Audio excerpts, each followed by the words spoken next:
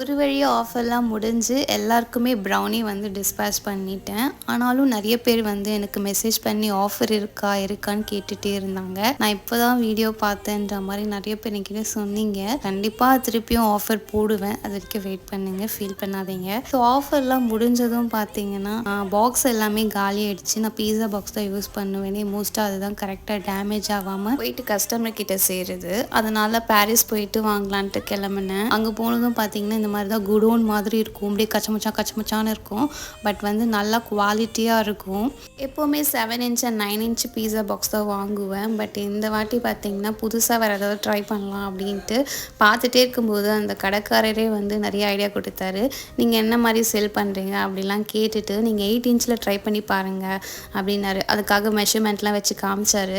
சரி okay first டைமாக நம்ம வாங்குகிறோம் அப்படின்றனால ஒரு 5 பீசஸ் மட்டும் வாங்கிட்டு கிளம்பிட்டேன். பாய்.